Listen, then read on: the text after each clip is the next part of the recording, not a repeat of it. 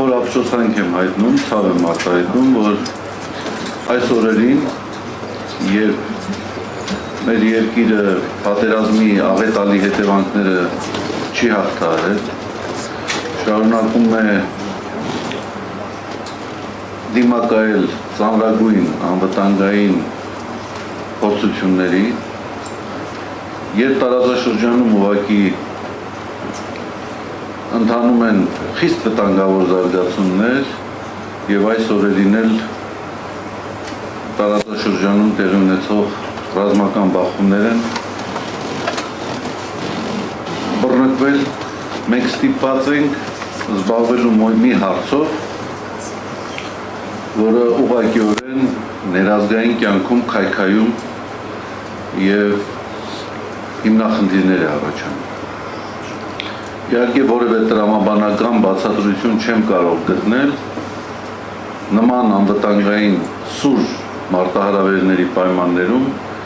եկեղեցու դեմ իշխանությունների նախաձեռնած արշավի համար։ Սա իրապես խիստ ցավալի է եւ սա խոսում է մի իրողության մասին, ցավալի իրողության մասին, որ Հայաստանի իշխանությունները գործադիր իշխանության ղեկավարի կամ քաղաքացիական պայմանագիր իշխող կուսակցության ղեկավարի գլխավորությամբ լիարժեքորեն չեն պատկերացնում իրենց առաքելությունը եւ ուղղակիորեն փորձում են իրենց անմիջական պարտականությունները իրականացնելու փոխարեն արհեստական թիրախներ ստեղծել, կեղծ օրակարգեր ձևավորել։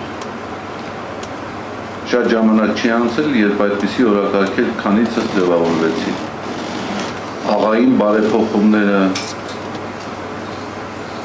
չգիտեմ, հիմա էլ անցել են եկեղեցական բարեփոխումների։ Ակնհայտ է բոլորիս համար, թե ինչ նպատակ է հետապնդում այս արշավը։ Արդեն պարոն Զոհրաբյանը արձանագրեց իր խոսքում,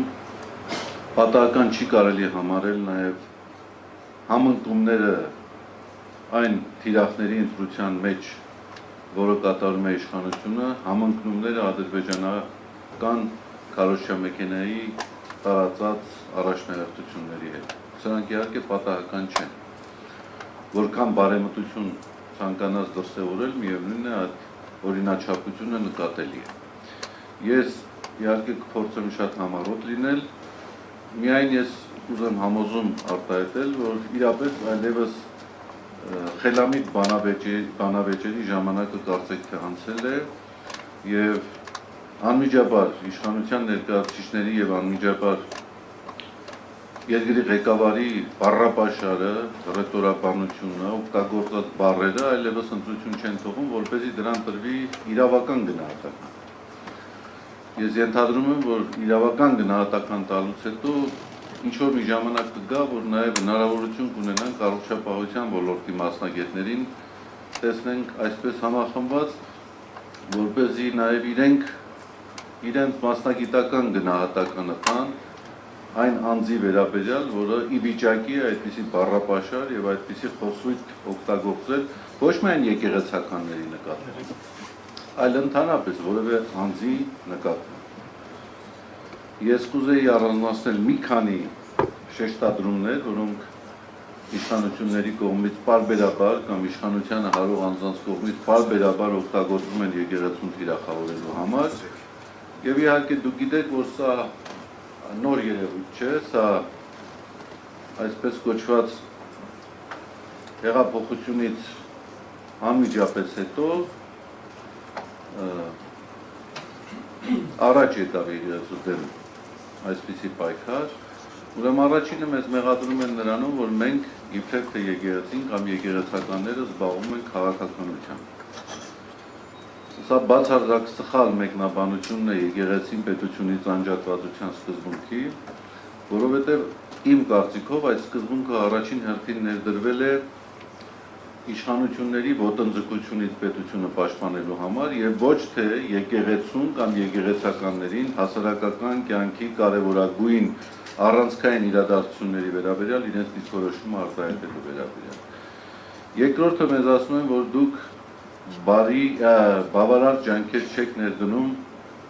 պատմամշակութային հուշարձանների պահպանության գործում։ Ես ստատիստիկա չեմ, վիճակագրություն չեմ ներկայացնի, միայն կարող եմ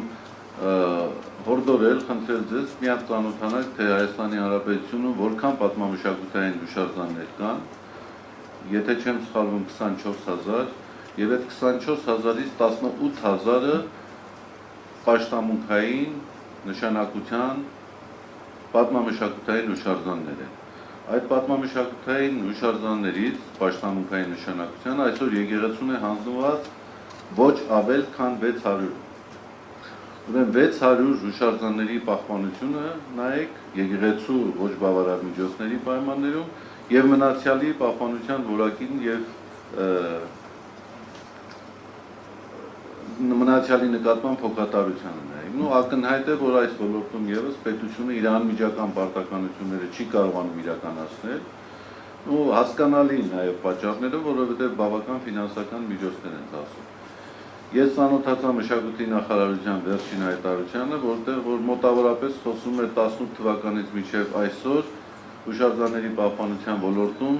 ծախսված գումարների մասին, որը չէր գերազանցում 5 միլիոն ամերիկյան դոլար։ Ուրեմն պատկերացրեք, 7 տարվա ընթացքում ընդամենը 5 միլիոն դոլար գումար է ծախսվել հուշարձանների պահպանության ուղղությամբ, երբ Մայր աթոռի Մայր տաճարի շինարարական աշխատանքները, որը վերականգնողական աշխատանքները, գերազանցել են 12 միլիոն դոլար ամերիկյան գումարը։ Այսինքն պարզ սա մի համեմատություն է։ Հուշարձանների պահպանության մասին խոսում են եւ Հայաստանի կարևորագույն առանցքային տաճարի նորոգությանը որևէ ֆինանսական մասնակցություն, որևէ ֆինանսական աջակցություն չի ունեցել այս իշխանությունը։ Երրորդը, որ մեզ փորձում են մեղադրել, այն է, թե իբրև թե աղանդավորների դեմ արդյունավետ պայքար չի օգտագործվում։ Ես ուզում եմ հասկանալ, ինչպես կարող է եկեղեցին արդյունավետ պայքար իրականացնել աղանդավորների դեմ, եթե անգամ այդպիսի օրակարգ ունենա եւ իշխանությունները այսպես լայնորեն բացել են այդպիսի կազմակերպությունների դռները, ուղղակիորեն քաջալերում են այլասերության քարոզը, քաջալերում են կրոնական կազմակերպությունների կողմից իրականացվող մարդոցական գործողությունները, ու բավարար է դուք Հյուսիսային պողոտայում 1-2 անգամ պտտվեք եւ կտեսնեք այդպիսի բազմաթիվ դեպքեր եւ դրվագներ։ Հաջորդ հարցը, այսպես կուսակրոնության ուխտի հետ կապված տարածվող այս տեղեկատվությունն է։ Ինձ մոտ տպավորություն է ստեղծում, որ Արցախը հանձնվել է այն պատճառով, որովհետև կուսակրոնները խախտել են իրենց ուխտը։ Կամ մենք կատարել ենք տարածքային զիջումներ, որովհետև կուսակրոն հոգևորականները չեն պահպանել իրենց կուսակրոնության ուխտը։ Ուղղակի զավեշտական է հնչում։ Ակնհայտ է, որ մարդը արհեստականորեն փորձում է ձախողումների համար մեղավորներ նշանակել։ Եվ իհարկե նորից ուզում եմ շնորհակալություն հայտնել մեր իրավաբաններին այս նախաձեռնության համար, երբ մենք հնարավորություն կունենանք իրապես շրջգրիտ առարկայական գնահատականներ տալ, ախտորոշում կատարել ընթացող այս արշավի վերաբերյալ։ Շնորհակալ